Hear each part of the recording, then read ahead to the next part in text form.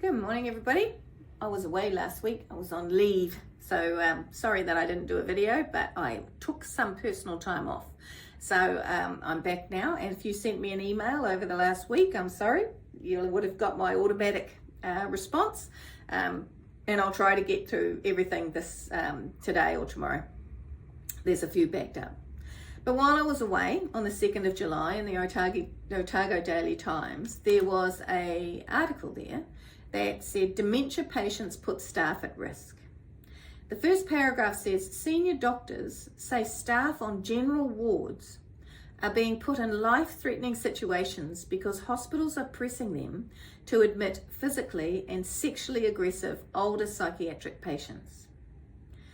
There have also been incidents nationally and internationally where patients have been assaulted by older adults with these psychiatric symptoms of dementia, where they become violent and unmanageable. Now, our members know all about that. And we have been talking for some time about the reality here in New Zealand and across the planet actually, but let's just talk about New Zealand, of a growing aging population. When you have a growing demographic, inside that demographic, there will be other areas which also increase. 1 in 4 New Zealanders, older New Zealanders, will develop dementia. That does not mean all of those individuals will be violent. It doesn't mean that all of those individuals will need to be placed in a secure facility. It doesn't mean that all of those individuals will need to come into residential care, because every person is different. And so every illness manifests differently in each individual, but a percentage will.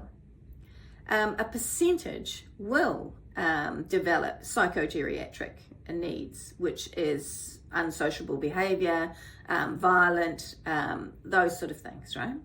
And these are the individuals that our members are asked to look after by government, because government decided it didn't want to do this back in the 1990s. So government literally has nowhere anymore to place these individuals, to appropriately place these individuals.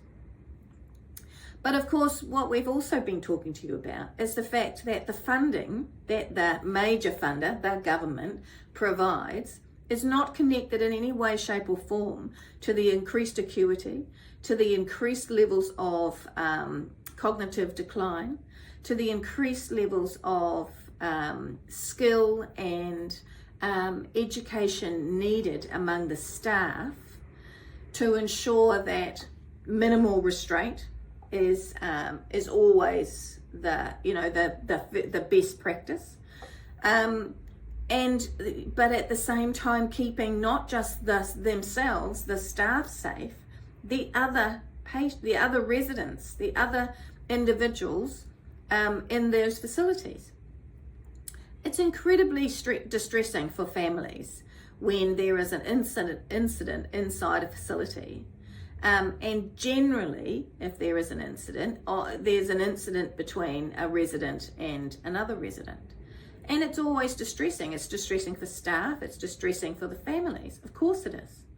And without the ability to invest in their staff, continually up training towards best practice, continually making sure that their facilities are as modern as they can be, then situations arise, and our members, quite rightly, because of the risk they face, whether it be from the media or whether it be from the Health and Disability Commissioner, whether it be to their business reputation or so on, they are starting to decline very, very high risk individuals.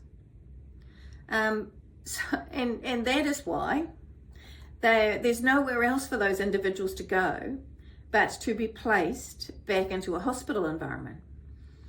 It's not the best place for them. Of course it's not the best place for them, because it wasn't designed for that. So it's another situation where we keep asking the government to work with, accept all of the reports that have been done, work with us around to quickly shift this funding model so that we can help you take the weight off hospitals. But it's getting to a stage where it's incredibly dire, and it can take 3 to 5 years to build a facility, and we need more facilities, particularly modern, well-enhanced, staffed with highly trained individuals for those who have these exceptionally high needs. Okay, bye.